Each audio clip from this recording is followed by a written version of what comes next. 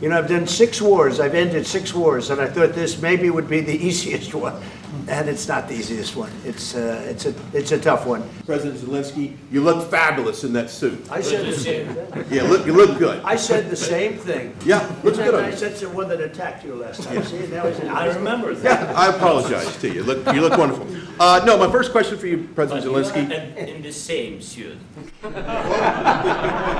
My wife, she, First Lady of Ukraine, she gave the letter. It's not to you, to your wife. Oh, I want it. Well, thank you very much. It's an honor to have the President of Ukraine with us. We've had a lot of good discussions, a lot of good talks, and I think progress is being made, very, very substantial progress in many ways. We had a good meeting, as you know, just a short while ago with the President of Russia, and I think there's a possibility that something could come out of it, and today's meeting is very important. We have, I guess, the seven very powerful leaders from Europe, and we're going to be meeting with them right after this meeting, and thank you very much for being here. Thanks so much, Mr. President. If I can, first of all, thank Please. you for invitation, and thank you very much for your efforts, personal efforts to stop killings and stop this war. Thank you. And using this opportunity, many thanks to your wife, First Lady of the United States. She sent a letter to Putin about our children, abducted children, and my wife, she, First Lady of Ukraine, she gave the letter. It's not to you, to your wife. Oh, I want it. Yeah. So we're saying this sensitive topic, yes, please. And thanks to our partners, and that you supported this format, that after our meeting we can have leaders who are around us, UK, France, Germany, Italy, Finland, EU, NATO, I mean all partners around Ukraine supporting us. Thanks to them, and thank you very much for invitation. Thank you very much for being here. President Trump. Do you think it's fair? Yes, Peter, go ahead. Thank you, President Trump. So, President Zelensky, you say in a post on X today, Russia must end this war, which it itself started. President Trump, you say President Zelensky of Ukraine can end the war with Russia almost immediately if he wants to. Which is it? Yeah, I think that's true. I think we're going to have a meeting. I think if everything works out well today, we'll have a trilat. And I think there will be a reasonable chance of ending the war when we do that. And is this the end of the road for American support for Ukraine? Is today's meeting deal or no deal? I can never say that. It's never the end of the road. People are being killed, and we want to stop that. So I would not say it's the end of the road. No, I think we have a good chance of doing it. It's been almost 4 years now that a lot of people were killed last week. A lot of people last week. I mean, millions of people killed, but a lot of people last week for whatever reason. A big number, a lot of soldiers, on both sides. And I know the president, I know myself, and I believe Vladimir Putin wants to see it ended. And as you met with Putin on Friday, today you've got President Zelensky here. As you listen to Russia and Ukraine, which side has the better cards? Well, I don't want to say that. I'm just here to be, look, this isn't my war. This is Joe Biden's war. He's the one that had a lot to do with this happening, and we want to get it ended. And we want it to end good for everybody. We want it to end good. The people of Ukraine have suffered incredibly. And to that point, President Zelensky, are you prepared to keep sending Ukrainian troops to their deaths for another couple years, or are you going to agree to redraw the maps? Thank you for your question. So, first of all, we live under each day attacks. You know that today have been a lot of attacks and a lot of wounded people, and the child was dead, small one year and a half. So we need to stop this war, to stop Russia, and we need support American and European partners, and we will do our best for this. So, and I think we show that we are strong people, and we supported the idea of the United States, personally of President Trump, to stop this war, to make a diplomatic way of finishing this war, and we are ready for trilateral, as President said. This is a good signal about trilateral. I think this is very good. Thank you. Mr. President.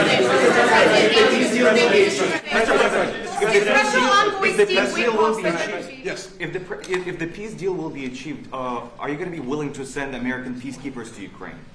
Well, we're going to work with Ukraine, we're going to work with everybody, and we're going to make sure that if there's peace, the peace is going to stay long-term. This is very long-term. We're not talking about a 2-year peace and then we end up in this mess again. We're going to make sure that everything's good. We'll work with Russia, we're going to work with Ukraine, and we're going to make sure it works. And I think if we can get to peace, it's going to work. I have no doubt about it. Your team has talked about security guarantees. Could that involve U.S. troops? Would you roll that out in the future? We'll let you know that maybe later today. We're meeting with 7 great leaders of great countries also, and we'll be talking about that. They'll all be involved, but there'll be a lot of help. When it comes to security, there's going to be a lot of help. It's going to be good. They are first line of defense because they're there. They're Europe. But we're going to help them out also. We'll be involved. Mr. President, Vladimir Putin mentioned that the war will not end without addressing the root causes of this war. Have you had an understanding what are the root causes of this war? Well, look, the war is going to end. When it ends, I can't tell you, but the war is going to end, and this gentleman wants it to end, and Vladimir Putin wants it to end. I think the whole world is tired of it, and we're going to get it ended. It was, I've done 6 wars. I've ended 6 wars, and I thought this maybe would be the easiest one, and it's not the easiest one. It's a tough one. A lot of reasons for it, and they'll be talking about it for a long time. But they'll be talking about the others. Look, India, Pakistan. We're talking about the big places. When you look at, you just take a look at some of these wars. You go to Africa and take a look at that. Rwanda and the Congo, Republic of the Congo. That's been going on for 31 years. And so we've done a total of 6, and we really have 6, not including the fact that we obliterated, and it turned out to be a total obliteration, the nuclear, as you said, the future nuclear capability of Iran. And this one, I think we're going to get solved also. I feel confident we're going to get it solved. Thank you, Mr. President. Can you tell us about your conversations with European leaders and what they need to see to support an end to the war? Yeah, well, we're going to be meeting with a great representative group and 7 very powerful, very big countries and great people, all friends of mine and friends of yours. And we're going to have some suggestions made. They want to see peace. They would like to see peace. President Trump, you said last In night the red, in the red. President Trump, do you think it's fair to, for Ukraine and for Russia to achieve a lasting and durable peace if Ukraine cedes its territories that Russia hasn't yet conquered? Do you think it's a fair peace for Ukraine? We're going to have a lasting peace. Just to answer the first part of your question, we're going to have a lasting peace. I hope it's going to be immediately. I hope it doesn't have to go on. And I think people of the whole world is going to be very happy when that's announced. Mr. President, you posted on social media, Mr. President, a very touching letter from the First Lady. And the letter was hand-delivered to President Putin. And it calls for an end to the war, essentially, because of the children and the children's future. Why did the First Lady feel that letter was necessary? Was it because she believes that Mr. Putin is the aggressor in the war? Is a similar letter being hand-delivered to President Zelensky? So the First Lady felt very strongly. She's watched the same thing that you watch and that I watch. I see things that you don't get to see, and it's horrible. But when she's got a great love of children, she has a wonderful son that she loves, probably more than anybody, including me. I hate to say it, but she loves her son. She loves children, and she hates to see something like this happening. And that goes for other wars too. I mean, she sees the heartbreak, the parents, the funerals that you see on television. Always funerals. We want to see something other than funerals. No, she felt. It was a beautiful letter. It was very well received by him. And she did ask me to say, she would love to see this end She would love to see it end, and she says it very openly, very proudly, and with great sorrow because so many people have been killed. Mr. President, last week, Brian, Mr. go ahead, President, Brian. Yes, sir, I've got a question for each of you. Yes. First of all, Mr. President Zelensky, you look fabulous in that suit. I said the same thing. Yeah, you look good. I said the same thing. Yeah, looks Isn't good that on nice? you. That's the one that attacked you last time. See, now he's in. I remember that. Yeah, I apologize to you. You look wonderful. No, my first question for you, President But you are Zelensky. in the same suit. You see, I changed you out. Maybe yours is much better than mine. Real quickly, upon peace, God willing we get peace, are you open to holding an election in your country? Yes, of course. We are open for election, yes. We have to do safety circumstances. And a little bit, we need to work in the parliament, because during the war you can't have elections, but we can do security. We need, maybe, how to say, we need a truth, yes, everywhere, in the battlefield, in the sky, and the sea, yeah, to make possible for people to do democratic, open, legal elections. So you say we're ready. during the war you can't have elections.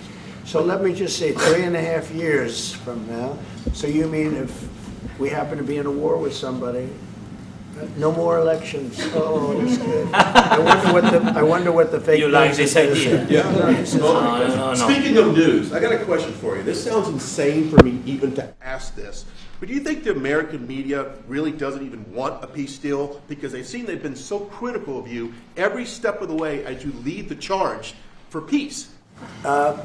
It's an amazing phenomenon. I said that if in the settlement you got Moscow, St. Petersburg, and thousands of miles around them, they would say, I made a bad deal.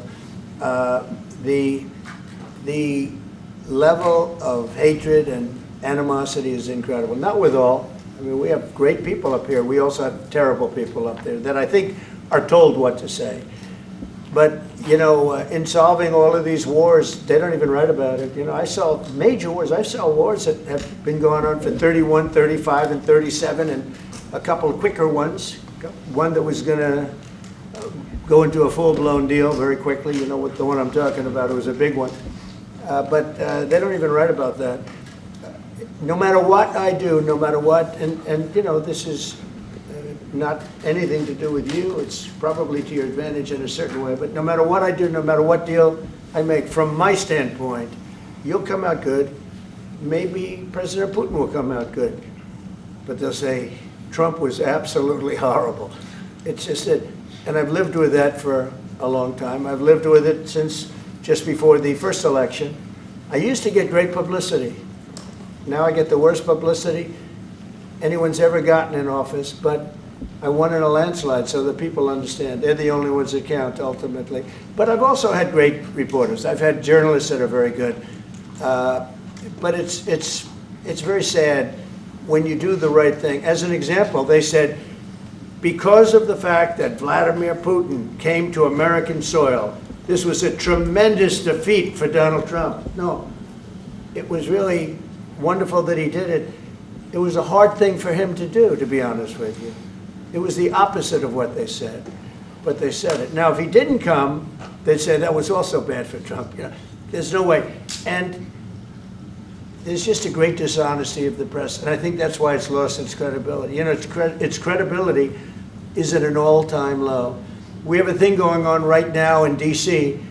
We went from the most unsafe place anywhere to a place that now friends are calling me up, Democrats are calling me up, and they're saying, sir, I want to thank you. My wife and I went out to dinner last night for the first time in 4 years, and Washington, D.C. is safe, and you did that in 4 days.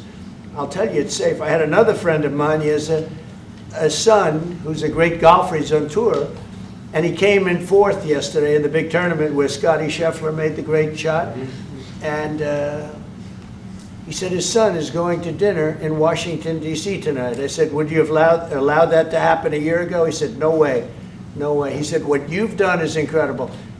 And I think the people realize it. But the press says, he's a dictator, he's trying to take over. No, all I want is security for our people. But people that haven't gone out to dinner in Washington, D.C. in 2 years, are going out to dinner, and the restaurants the last 2 days were busier than they've been in a long time. Thank Sir, I you. walked around yesterday with MTG. If you could walk around with DC with MTG and not be attacked, the city is safe. Thank you, Mr. President. Last week, you warned of what you called severe consequences if a 30-day ceasefire or any type of ceasefire were not agreed to by Russia. Will there be severe consequences? Does that change because of I your don't meeting think you with need a President Putin? ceasefire. You know, if you look at the 6 deals that I settled this year, they were all at war. I didn't do any ceasefires. And I know that it might be good to have, but I can also understand strategically why, well, you know, one country or the other wouldn't want it. You have a ceasefire and they rebuild and rebuild and rebuild, and, you know, maybe they don't want that. But if you look at the 6 deals that we made peace and you know, long-term, long-running wars, I didn't do any ceasefires. Would I like the concept. You know, I like the concept of a ceasefire for one reason, because you'd stop killing people immediately, as opposed to in 2 weeks or 1 week or whatever it takes. But we can work a deal where we're working on a peace deal while they're fighting. They have to fight. I wish they could stop. I'd like them to stop. But strategically, that could be a disadvantage for one side or the other. But all of these deals I made without even the mention of the words ceasefire. President Zelensky, are Can you disappointed that there's no explain the ceasefire? decision to offer Ukraine Article 5-like security guarantees, but stop short of pushing for their full membership? Yeah, well, we haven't done anything on that yet. If you look back and you go back long before President Putin, it was always a statement that they would never allow Ukraine into NATO. So that was a statement that was made, but we haven't discussed any of that yet. We're going to be discussing it today. But we will give them very good protection, very good security. That's part of it. And the people that are waiting for us, they are, I think they're very like-minded. They want to help out also. Thank you, President. Thank you, President Trump. Are you disappointed there's no ceasefire, Mr. President? The United States has already given hundreds of billions of dollars to this war effort in Ukraine. At best, it is a stalemate, and the killing continues. So, President Trump, how much more is the United States willing to give Ukraine? And President Zelensky, how much more do you want? Well, I'll start off just by saying we're not giving anything now. We're selling weapons. This is something before, I guess the number is well over $300 billion. That was under Joe Biden, a corrupt politician, not a smart man, never was. By the way, go back 40 years, he was not a smart man 40 years ago either, but now he's in particular bad.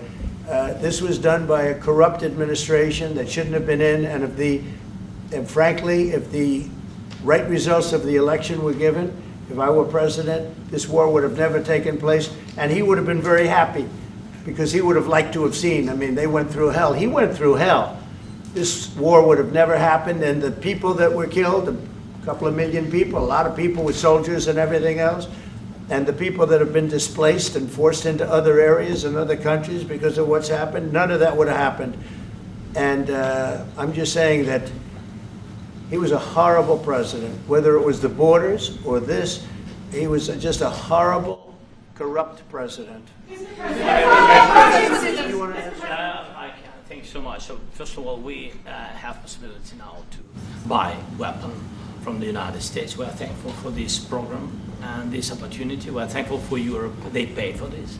And through NATO program, for example, Pearl and etc., we have some programs where we can have some money to finance this. And this is a part, I think, it's not a part for the war and to defend us. It also will be a part for security guarantees, to strengthen our army, to rearm Ukrainian army. This is very, very important.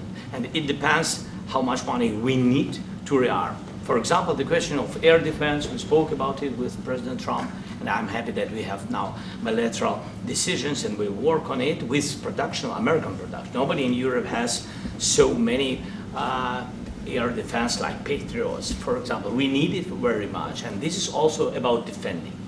I think the good news, we make the best military equipment in the world by far. You mentioned the Patriots. How good are they? Systems. We have systems. They're literally 100% foolproof, and it's really like shooting 2 bullets two bullets hitting each other in the air in a space like this, the chance is 100%. It's 99 to 100%. So we sell the equipment to NATO, and NATO does what, I don't know what the arrangement is that you have with, but I know that they want you to have the equipment.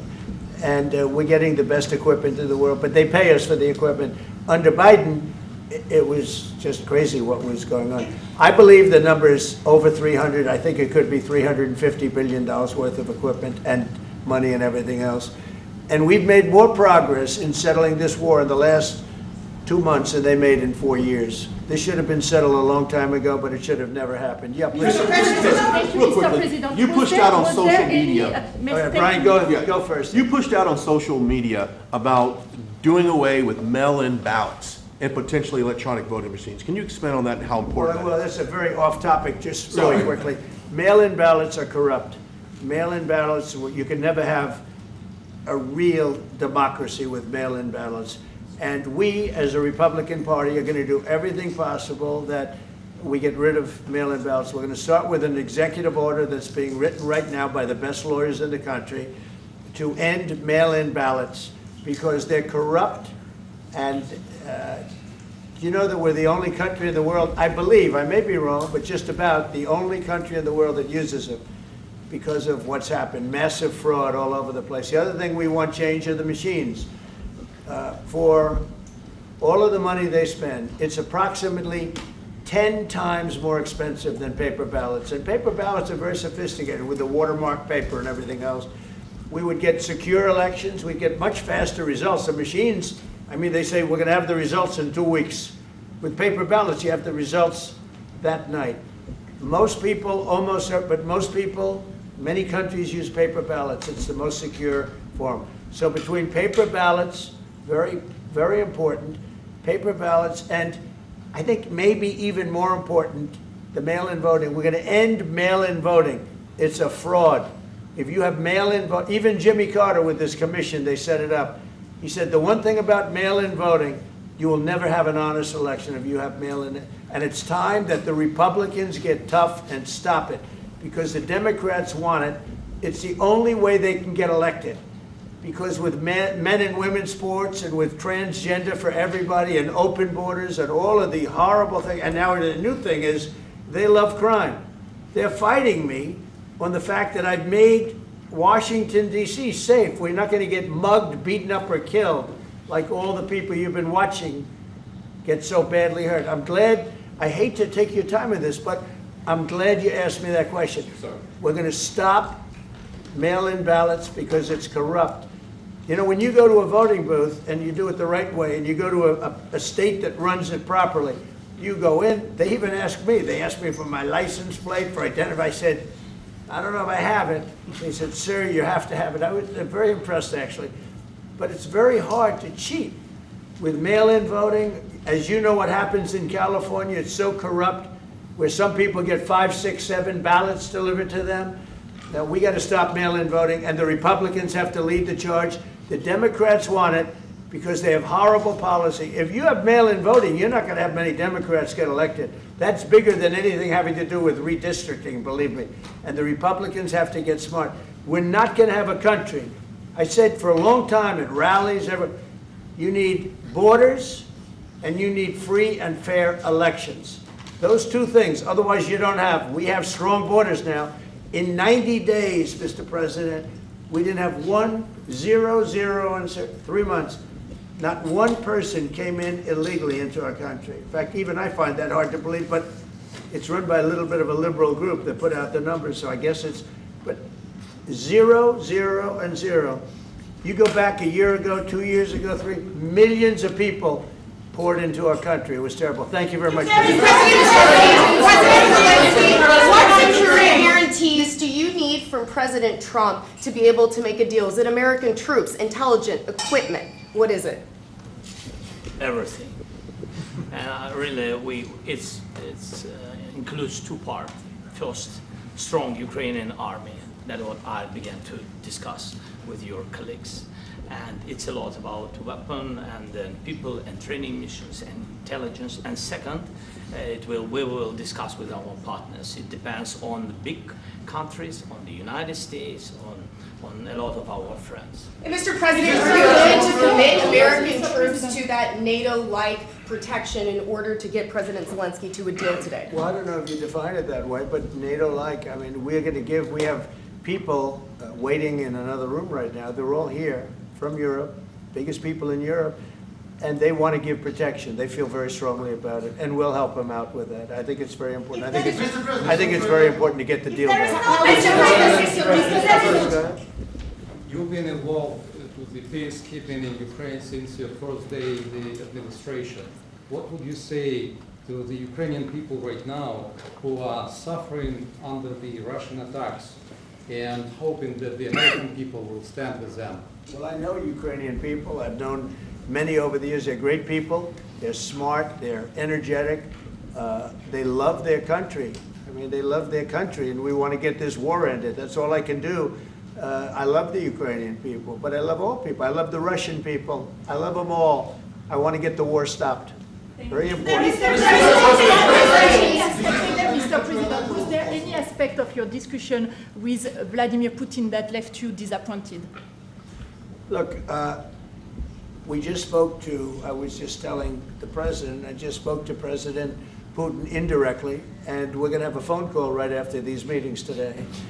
And we may or may not have a trilat. If we don't have a trilat, then the fighting continues. And if we do, we have a good chance. I think if we have a trilat, there's a good chance of maybe ending it. But he's expecting my call when we're finished with this meeting. Thank you very much, everybody.